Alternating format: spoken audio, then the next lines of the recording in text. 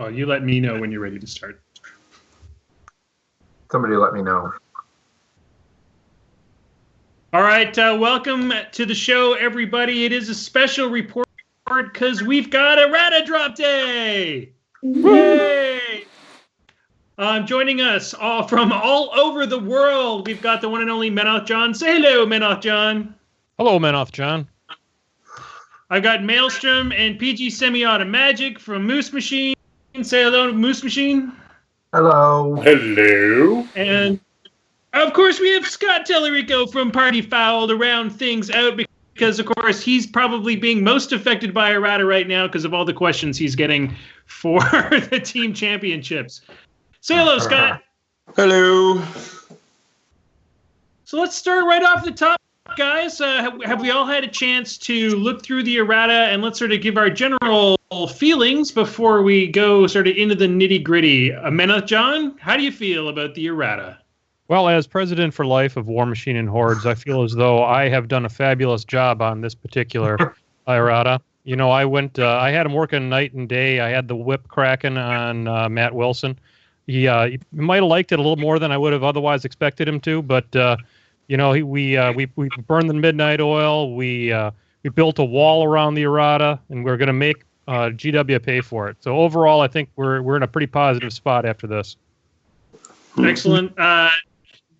Scott, I think you're probably most affected because you had people breathing down your neck about the OTC coming up. How are your feelings? Is it good that it came early? I'm fine with the Errata coming early. It actually makes it a little easier for us. It's just the Scorn one we're waiting for. I think they may have missed the mark on some of the stuff, but we'll see what happens. Well, we'll see how it plays out. Maelstrom, you're pretty happy, right? Legion, yeah, I'm pretty happy. Largely unaffected. Your tentacles not nerfed to hell? Yeah, the points surprisingly didn't go up. The tentacles spawn in the maintenance phase now, which is not that big a deal unless you like janky shit. But yeah, they get rear attack, which is a buff, so I'm happy. Cool. And last, of course, PG Semi-Auto Magic, COC saw nothing but a buff, right? Yeah, they got a little bit of points drop. LeConte got armor against ranged instead of defense against ranged because, you know, realistically, when everything's def 10 anyway, nobody's missing at 12. I think the biggest bit of news, though, isn't just that the Errata dropped today. It's actually from the Insider that was dropped at the same time along with an FAQ. And I don't know if everybody got a chance to read this, but I think this is pretty important. PP is changing the way that they're going to deliver their products. There will be no more cards with your box. You're going to have to either go to the interwebs and download it from a PDF or get War Room or something along those lines. The rules will now be free. The cards will now be free, and it's open season on being able to put those cards out on the interwebs. What do you feel like? Is this a good move or a bad move, guys? Let's start with Menoth John. Well, I think it's a move that they probably needed to make, given the fact that how fundamentally they've changed their rules update process. If they're going to evolve their rules at the kind of pace that it's pretty apparent that they're going to, it's always a frustration as a player to have a card that doesn't have the real rules on it. I myself have been a longtime user of Warmachine. I don't play in a lot of competitive stuff. I know some of the competitive fellows are maybe a little bit more gun shy at using the war rooms for their tournament. I think it's a good move and a necessary business move on their part. Scott, let's as a tournament runner, how do you feel about the change from moving away from physical media for the cards and such? I mean, I can see why they're doing it because, like John said, they're just basically they can get you the product faster, which is always good. I think they're going to get a lot of backlash for it. I mean, I just spent $20 on a Kador deck that now is effectively going to be garbage. So, not including my Mad Dogs, which I have 10 of. But yeah, that's more to talk about that later. But running events, I basically use War Room for most of the stuff that I do anyways. I'm pretty fast with it, and I have no issues with it.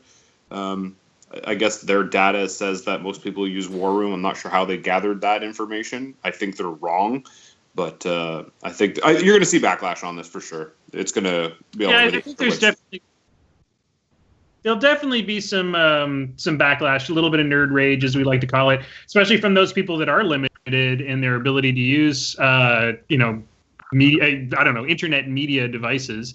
I can't imagine it'd be a huge backlash, but we'll see where it goes. On top of that, they've also said that they're now going to be more interactive with the audience, and they've admitted their mistake on the way that they released Mark III. I think this is a pretty big deal for a company to suck this up. PG Semi-Automatic, you're a PG. Do you see this as a move in a positive direction, or do you think this might be more convoluted, the change in the way that they're going to test stuff in the future? Well, I like the way that they're going to test stuff in the future. Also, I'm glad to see that the starter kits, the battle boxes and the two-player starter kit, are actually going to be exempt from this. We're still going to have cards with them. And to be clear, they're not saying that cards are going away. They're just saying that they are no longer going to print them. They're going to have options for people to be able to print their own cards, and we're going to be able to get the PDFs for free of all the cards, as well as have them as a paid option in War Room. So it's not that cards are disappearing, it's just that PP's no longer handing them out for free. Yeah, and they're not going to include them in the books anymore. The books are now going to be more fluff and hobby oriented. That's a big deal, and that's a big change in direction. But I think it's more important that we talk about the actual errata, because I think that's what people are actually here to talk about. Maelstrom, do we have any general buzz coming from the people on the boards at all? No, they're just kind of waiting for us to get into it. To actually talk about it. Yeah. Okay, so let's do that then. People who are watching us live, if you have questions or comments as we go through these things, and if you find that one of us is wrong on something we're talking about, or you've got a different opinion, make sure you tell Maelstrom. He'll make sure that information gets to us. Let's start right at the top of the errata document. Change in flight. On page 31, we can now replace the second sentence of flight with the following: it can advance through obstructions and other models if it has enough movement to move completely past them. I don't have a lot of models that have flight playing mercs. So, Maelstrom, I think you had a comment on how this changed things. How does that change things? I don't think it really does. I know before, I don't think it changed that much at all. I think it's just a wording thing. I don't see what difference than it was before. Scott may be able to, or John may be able to elaborate on that, but I don't see a whole lot of change there. I think it's a wording change. It doesn't jump out at me as anything different. Yeah. All right. Then we'll move right along to melee range. A model's melee range is limited to its front arc. We know that this is a fix. There was a bit of a problem with things being able to now get into back arcs quite easily. So this is a fix. Let's go to Scott. Scott, how does this fix affect the game in the current state? Well, it was the Kayazi Eliminators got that nice buff when they ruled that you could charge over the model, turn around after moving completely past them, which I thought was a weird ruling because, we've all played Mark II and we're used to the way the rules were. Now this, I think, changes that back to the old way it was in Mark II.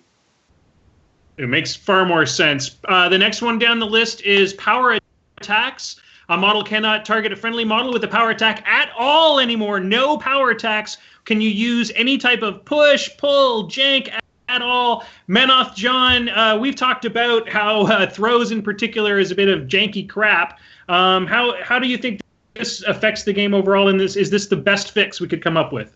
I'm highly in favor of how I changed this rule. I think that flying circus combinations are really dumb. I tried to pound it through their heads. I had Souls out behind the woodshed for at least 20 minutes on this when he on Mark III to begin with. Didn't get the message, didn't get the memo. But now there will be no throwing snakes and all the other crap that used to exist. So once and for all, I finally fixed this. You're all welcome. Scott, how do you feel about this? Is this enough of a change to throw? Because I think that was everybody's major concern. Is this enough of a change to throw, or do we still need to see more changes?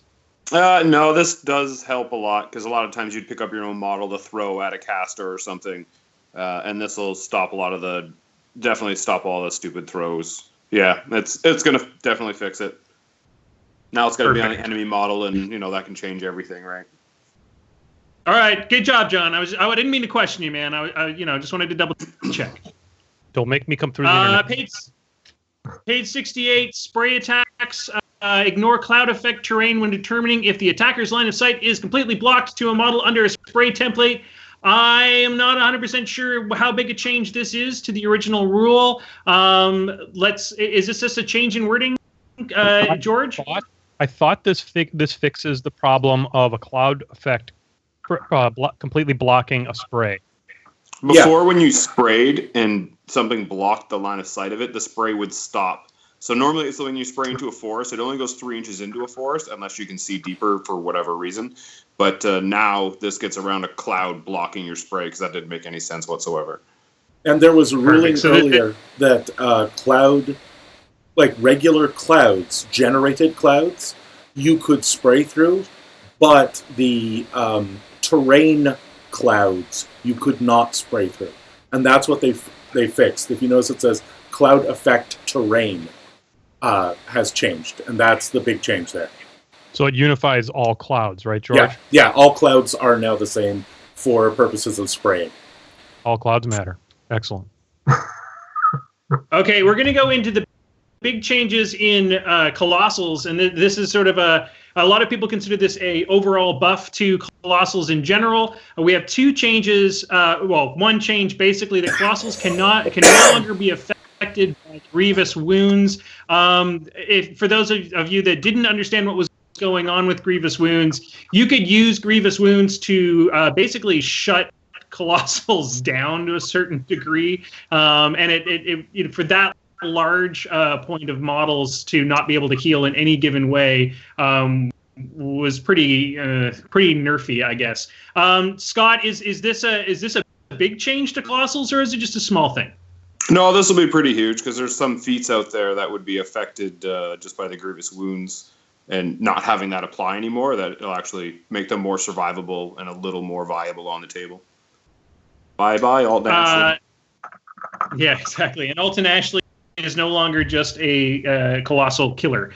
Impact attacks changing. I admittedly never use infantry because I can never wrap my small brain around how they work. However, going over to PG Semi-Automagic, who does use a lot of infantry, impact attacks have been slightly changed. If cavalry model chooses to make an impact attack against its charged target, before making any impact attacks, the model turns to face the charged target and its charged movement ends.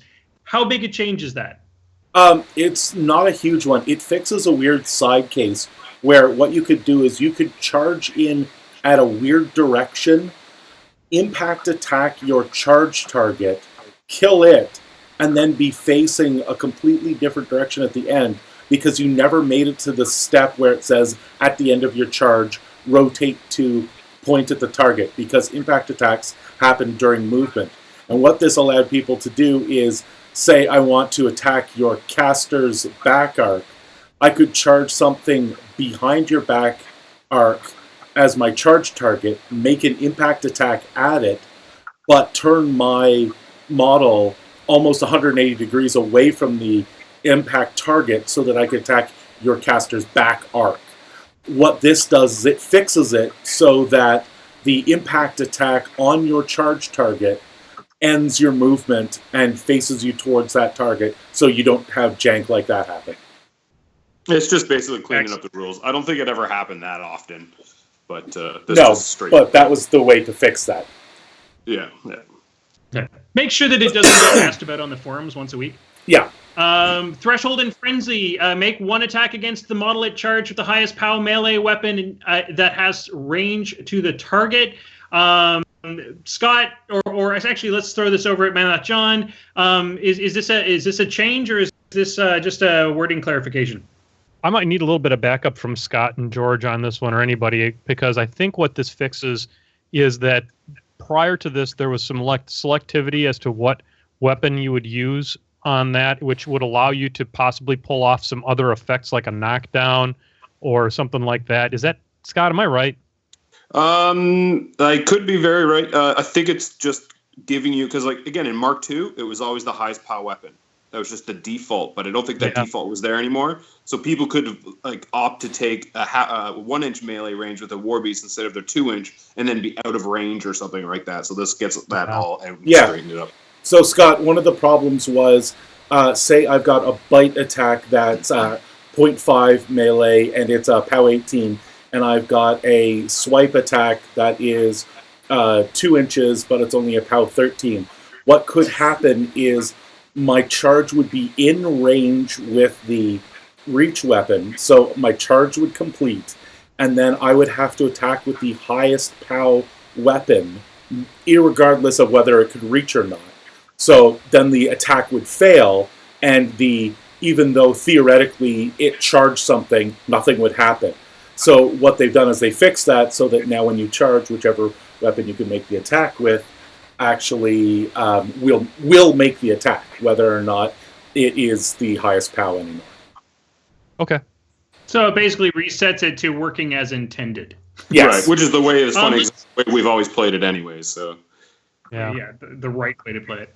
Let's scan down to page 7, everybody, because everything else is sort of a repeat of the rules. It's just to go through if you're not familiar with an errata document, when they make a change to one rule, they're then, of course, going to have to go back through all their other different books and make sure that the rules are changed on the coinciding pages. However, I think what's most interesting after those basic changes that we just mentioned is the model errata, which is going to affect a few people massively. And the first one down the list is Signar.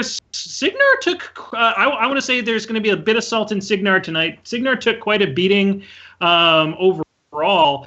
And one of them right off the top is Kane, I believe, and you can correct me if I'm wrong. He now has to spend a focus point to use one of his empowered shots. He no longer just gets to choose an attack type. He has to actually spend his ill-gotten focus to get that.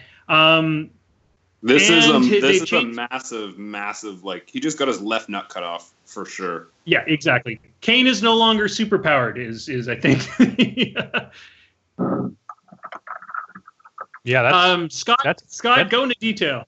Well, that just before that happened, I mean, it was very easy for you to throw your own model within 4 inches of the enemy Warcaster, have Kane activate, get his additional shot from Reinhold, and then proceed to trick shot off the knockdown model and just, rule the world and just basically blow the caster off the table because of the trick shot. But now that he has to spend a focus every time he does it, that's going to be, very hard to pull off now. They've also, I think there's just a wording change on his overkill rules as well. I mean, overall, how do we feel? Is Kane just unplayable garbage, or is this a good change? I mean, it's something had to be balanced out. He's still going to be good. He still has he's still playable. Comes down a notch. So instead of being S tier, he's an A tier.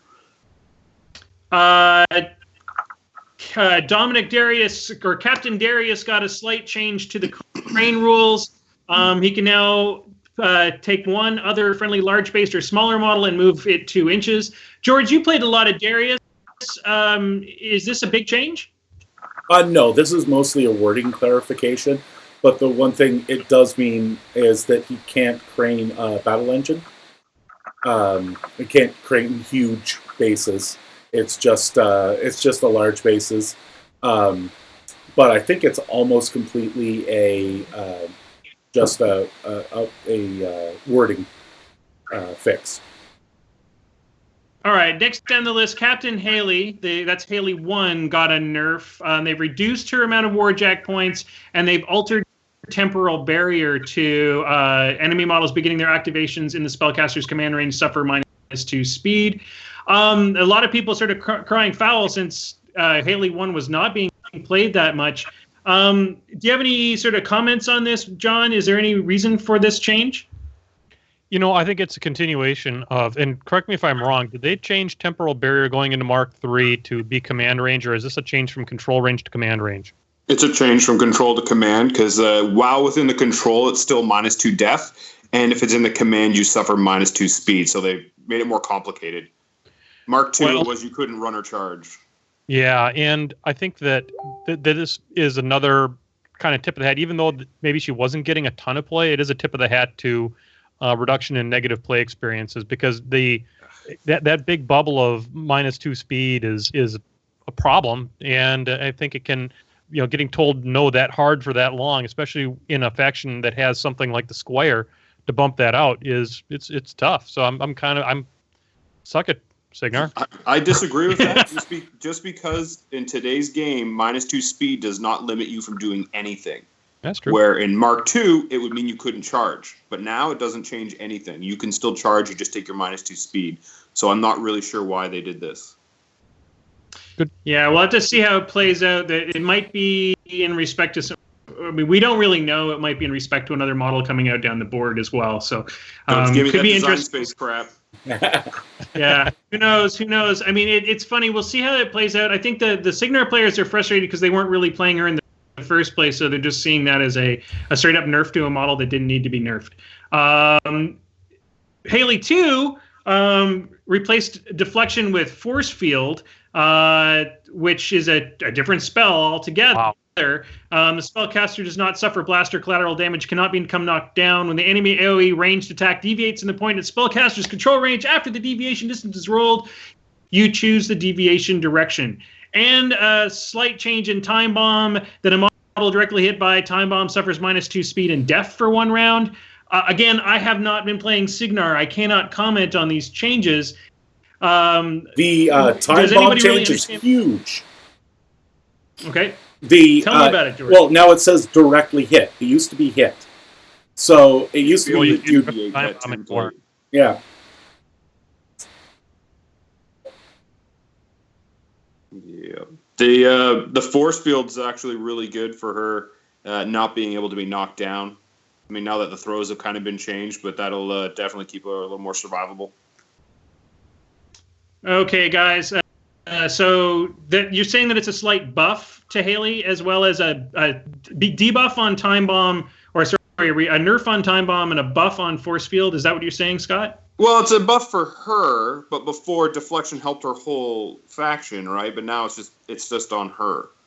So I mean, it's always nice when your caster can't be knocked down. That is a lot of ways to keep you alive. So, Boy, that was such a strong buff though for such a huge area back when it was deflection. I don't know. Well, it's definitely a nerf for the rest of her faction, but keeps her alive. Yeah, there is that. All right, we have a Coleman, Lord General Coleman Striker. I believe that's Striker 3 sees a change to Lightning Charge. Replace the first sentence in Lightning Charge rules with the following: when a friendly faction model makes an impact attack or a charge attack while in Striker's control range, the attack automatically hits and gains an additional die on the damage roll. This is his feat. George, again, this is another model you were playing quite often. How does this changing the feat for you? I'm not 100% sure because I don't have the original one to look at. Does anybody have an original card around? The thing I'm wondering about is that they remove the option to boost out of activation. Because I don't know if that was in the first line. The original rule read, when a friendly faction model makes a mount attack or a charge attack while in Striker's control range, the attack automatically hits and gains an additional die on the damage roll. Lightning Charge lasts for 1 round. Yeah, so the big change there is with the change from a mount being a special attack to now being just a melee attack, they have made it either an impact attack or a charge attack. So you have to be doing a charge to get the bonus. It was before, if you just walked up and made an attack with your horse, you would get the auto hit and the extra die. So they are making you actually charge to get the feat. Okay. Change to Minuteman. Bounding Leap is now any effects that prevent charging also prevent this model from using Bounding Leap. So just bringing that in line with everything else, so it's not just sort of a ignore all ability. And Flak Field, this model is not affected by Flak Field, stopping it from being killed by its own Flak Field. I think we could probably move on from those two unless anybody has a comment. Nope. Okay. Stormsmith Grenadiers, Voltaic Vortex. Replace the text of Voltaic Vortex with the following. On a direct hit against an enemy model before rolling damage, push models within 2 inches of the model directly hit 2 inches directly toward it in the order you choose. I've never played a Stormsmith Grenadier, so no idea. Not a lot of people have. They've just come out. But I think this was a cleanup so that it wasn't everything under the AoE gets pushed in. It's now everything within 2 inches of the model hit. Directly hit, sorry. Gotcha. Okay, we can skip right down to page 8, which is into the stuff that's changed for Menoth. It was announced that Menoth would only see a couple of changes. One is the Eye of Truth. The Gaze of Justice range weapon gains damage type fire. I believe did it not already have that, but it was like not printed in a book or something along those lines? That's correct. It was correct on the War Room, on the card, but not on the in the book. And this, of course, is one of the first battle engine changes. The Vessel of Judgment's Eruption of Faith. Replace the second sentence of Eruption of Faith with the following. When this miracle is used, enemy models within 2 inches of this model suffer an unboostable POW 12 damage roll and the fire continuous effect and are pushed 4 inches away from this model in the order you choose. Well, I think we have to ask Menoth's John about it because it's in his name. No damn clue what changed. I tried to look this thing up, and it's unboostable now. That's what changed. Before you could boost. Okay, cool. Thank you. No problem. That's why we bring on all the experts. Well, I was sitting there looking, that's kind of how I had always done it, but I guess I had never taken advantage of the boosting, so now I don't have to worry about that. All right, I'm just going to hand. I think the person that can talk most about Khador right now is going to be Scott. You've already admitted to owning 300 Berserkers, right? Yeah, Mad Dog. Khador is being hit pretty hard. Let's go through the changes with you, and you can tell us a bit about what's changing here. All right. Well, where do you want to start? Let's start with Irisk. Well, Irisk is not one I've actually played too much for. So basically, they're just changing some wording on his feat. When a friendly faction warrior model makes a tough roll of 4, 5, or 6, while in his control range, remove 1 damage point from that model. Cleaning up the wording is my guess because I don't think that's changed. So I think the biggest one that people were hoping to see change massively was Karchev. His Unearthly Rage feat has changed. Is this a big enough change to Karchev? Karchev's been hit pretty hard for sure because not only, once we get to the Mad Dog change, but now his battle group does not get boosted attack rolls. Now it's just melee damage rolls, and their melee weapons get magical type. Well, they become magical, but he lost basically half or a third of his feat. Because before he got boosted attack and damage rolls, now he's just getting boosted damage rolls. So now Go ahead. I was going to say, let's just put this in context with the Mad Dog spam, because this is what we were waiting to see how Mad Dog spam would change. How did Mad Dogs change, and how does this affect the whole Mad Dog spam? Well, Mad Dog spam was because there were 7 points, and you could easily fit 10 of them into a list. They got increased to 9 points. So one of the limiting factors of the Mad Dogs was they were Mat 5. So with Karchev's original feat being able to have boosted attack rolls, the Mat 5 guys would get work done, versus like Legion Heavies and stuff, which could be, upwards of Def 15 or 17, depending on what's going on. And the Mad Dogs could hit and kill them. Now Mad Dogs are 9 points, so they went up 25% or so. Their jury rig got changed. So it says replace the jury rig speed special rule with fleet. And now fleet is once per activation, this model can spend 1 point to gain +2 movement when advancing as a part of its normal movement, that activation. The problem with this is that it's going to spend 1 to do that and then 1 to charge, which now means it blows up that running. That's it. So before it would be able to jury rig for 1 point of movement damage, get +2 speed, and then run, which would give it speed 6, run 12 inches. Now it can run 10 inches and blow up. So it's a pretty big Mad Dog hit, for sure. But how do you feel like are the Mad Dog spam levers gonna go into general revolt, or were they all kind of expecting this change? We were expecting some change, but I think they've gone too far now because you could have just done a 2-point increase and left it, or you could have just changed jury rigged and left it. But now by doing both of those and Karchev's feat, it's dead. I will be surprised if you see 10 Mad Dogs on the table ever again. Which is probably what everybody wanted. Let's face it, PP sold out of their Mad Dogs. They're happy with their sales. What does it matter now? And they thought ahead. What's the first thing a Mad Dog player would have done with a 2-point increase? Let's spam Berserkers instead. So what did they do? They raised the points of the Berserkers by 1. So now they're 9 points as well. And they never got taken. So it's sad days for Khador. Well, a moment of silence for Khador. I mean, there's other changes too. What about- Like Behemoth got a 1 point increase, which makes me laugh because most of my Khador lists are actually 74 points. So that doesn't really affect me personally, but that's only because I'm bad at list building. What about the other changes to the point cost, like destroyers? Is that a big deal? Like the destroyer going up some more points? Destroyer went down 2 points. It was 16 points down, before. Okay. Yeah, so that's pretty good. Does that mean you're going to see a bunch of them on the table? Yeah, but I think it just keeps my list the same, and I have an extra 2 points in there to maybe change something out. What about the change to? Sorry, what about the changes to Zerkova? Is that the Grave Door now does the affected model cannot activate? Is that a huge change at all? I have not played her, so I don't know. All right, moving right along. The Marauder got interesting because it's a siege weapon. It now says replace the text of siege weapon with the following. This weapon gains an additional die to its damage rolls against huge base models. And that's kind of neat, I guess. And the Spriggan change looks like it's just a fix, right? Don't Sorry, know. John, what was that? PAL 16 Weapon Master seems good on the charge. I like it. Yeah, they didn't know what to do with Siege. Back when they were working on the Mark III rules, they still had all the building rules in, and then when they dropped all the building rules, they still had Siege in, and they hadn't changed it. So they decided to actually change the Siege rule so that it had some effect instead of being dead on the card.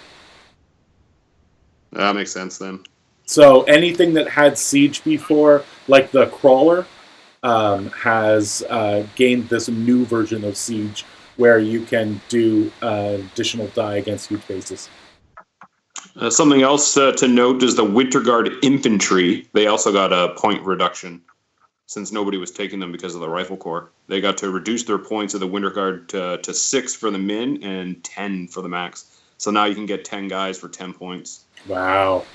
You may now see some Winter Guard spam out there. But I like how they toned down Joseph, though.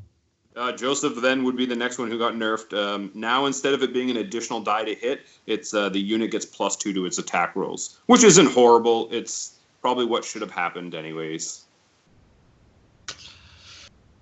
All right, moving on.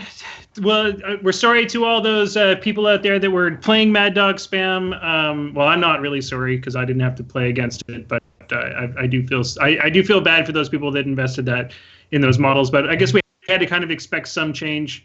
Let's move into Crix. We've seen a change to Asphyxius. They did say that they were going to try to make it so that Crix could handle gun lines better.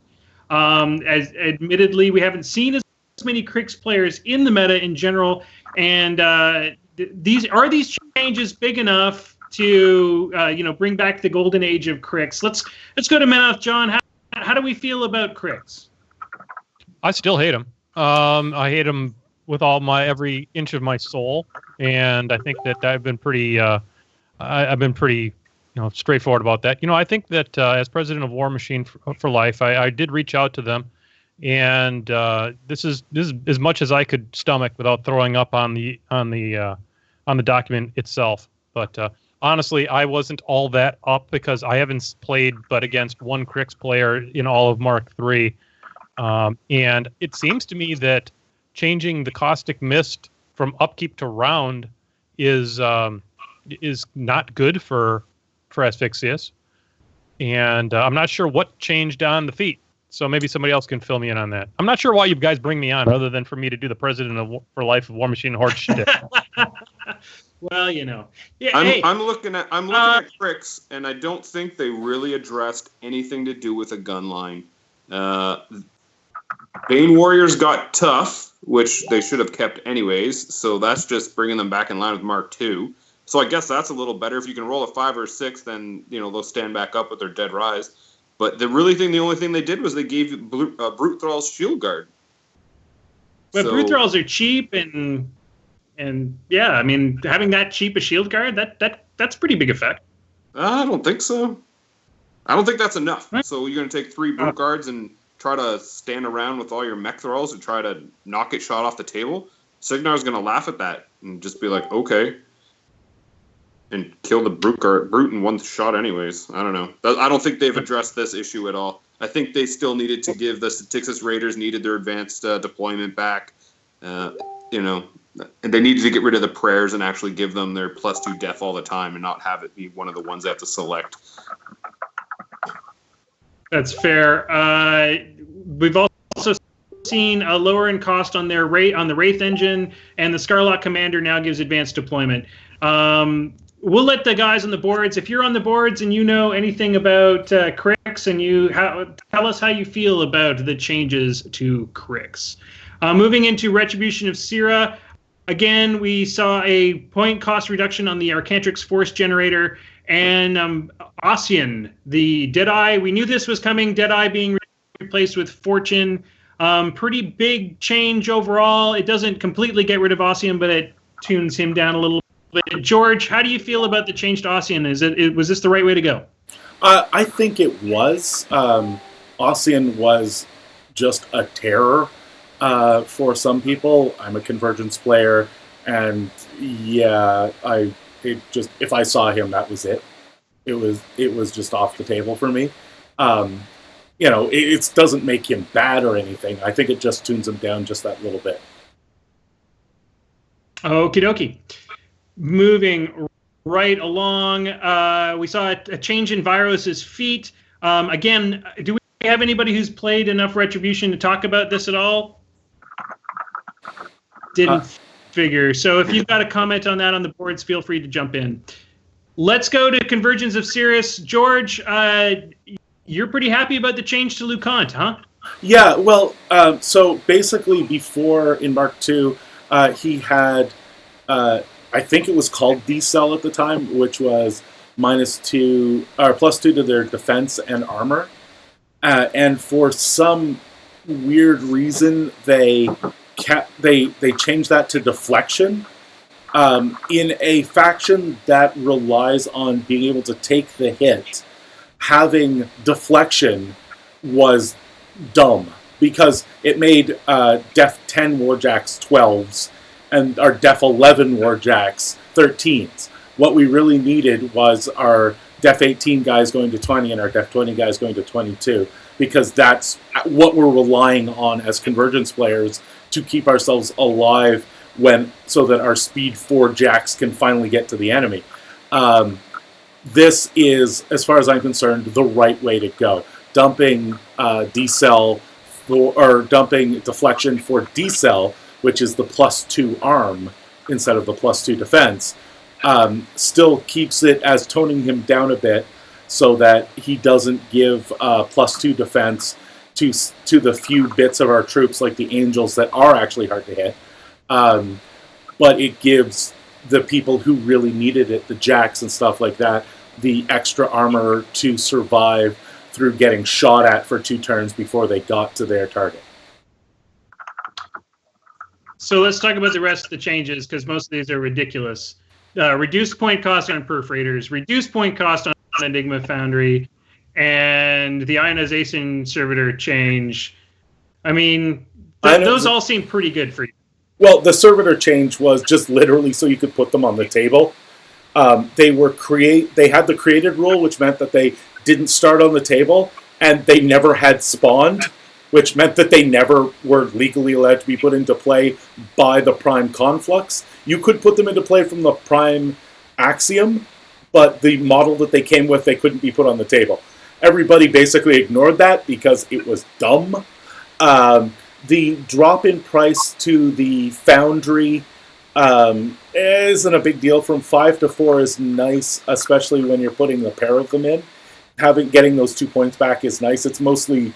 The thing that it's done in my war room is make a lot of 75-point lists 74 points, because there's nothing I can put in there for a point.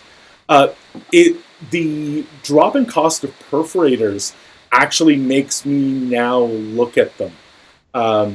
because the perforators, I think, were too expensive for what they wanted to be, which is they wanted to be a Jack Hunter unit. With the armor piercing, they were able to actually, in Mark II, they were actually able to go Jack hunting with a group of 5 of them. But for their points in Mark III, you just couldn't do that. It was costing you more than you would use for a Jack to take Jack hunting.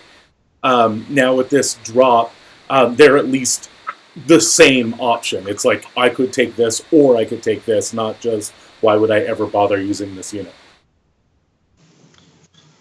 Awesome. Moving right along. Not a lot of changes to Mercs other than some cleanups. The big change, or the only really change that might affect most people, is they've allowed the Ogryn Boker to be taken by minions now. It'll now work for Circle, Legion, Scorn, and Troll Bloods. That gives more shield guard on the table to people who can take minions. Do we need more shield guard as a whole right now? Really, is that a thing that's required at the moment, Scott? I don't understand why it wouldn't have been allowed in there in the first place. I think it's just an oversight, and they were just putting it back where it should go. Gotcha. Going into the changes, we'll try to speed this along because we're running into an hour now. Going into the changes on hordes, they've reduced the cost on Trollkin Sluggers and Madrax. Both Madrax have seen some changes. We knew that Madrak needed some changes. Menoth, John, how do you feel about the changes to the Madrax? Well, I think the change to Madrak 2 is really good, actually. I think that it prevents you from doing the surfing with the caster that he was able to before. And since he is no longer covered by his own feat, I think that it fixes one of the most egregious parts of that feat. It's still badass. Rock or an Axer under this is still just a holy terror. But making it so that Madrak, who can regenerate his own fury as he's skipping along doing his thing, is in not being able to do that is a big deal. Scott, do you feel like this fixes it enough? It does, for sure, because now it's going to be, like you said, an Axer or a Mulg or some kind of super soul that can go through and kill everything as long as it doesn't miss. But no more can Madrak go through, kill a Colossal, end up on your caster with 26 Fury left over, and then win the game. Those days are done. And that's okay. Yay! Wrong with that. Okie dokie. What about Madrak 2? The rallying cry change. Is this a large effect, Menoth, John? Is this just a small one? Well, this is Madrak 3, if I'm not mistaken. Yeah. Oh, sorry, Madrak 3. And no, essentially this is picking up the wording change on the damage point thing that was earlier in the errata. So I don't think this is a big deal. Night Troll getting an increase in its mat to 6. I like it. I use a Night Troll occasionally. Still not going to take one. Okay, guys, getting into the probably the thing that's going to be most contentious for Circle players, a thing that they knew was coming.